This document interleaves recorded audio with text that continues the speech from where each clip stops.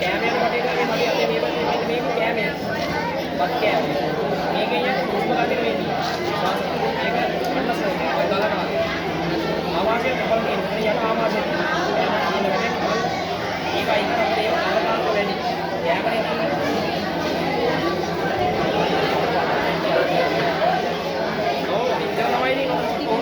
Basket එකයි තියෙන ගෑනේ. මහා ගොඩක් නෑ.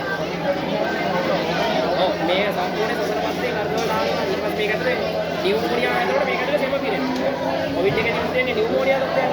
ඒකට මේක ඇතුලේ සෙම පිරෙනවා මේක උඩන් මේක පිටි අරන් උඩන් එන වෙලේ යන්න තියෙන්නේ. ඒකට ඒක යන්නේ නෑ අරක ඇතුලේ සෙම පිරලා තියෙන්නේ. ඔව් ඒ කියන්නේ ඊට පස්සේ මේ ඒකට සොට හානි වුණාම එතනින් පෙනාල ඩැමේජ් වෙනවා. පෙනාල කරන සාමාන්‍ය සැට් එකක් ගන්න අමාරුයි.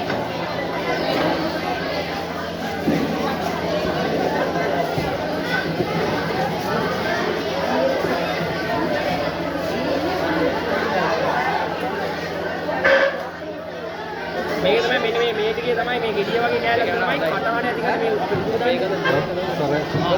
මේ මේක බැලුවම බලන්න ඔය හයියයි ටික. ඔක බැලුවම බලන්න දැන් බෙල්ල වල දාගන්න ඕනේ මෙතන තමයි හිර වෙන්න ටක් ගන්න. අණු ඇවිල්ලා මෙතන හිරලා ටක් ගාලා මෙතන යාපතේ සුසුම්නාව යනවා. මේක යාපතට වේවනවා සුසුම්නාව ගිහිල්ලා තියෙන්නේ අපේ උඩ කෂේරුකාවේ දෙවෙනි කෂේරුකාවේ තියෙන උලක් වගේ.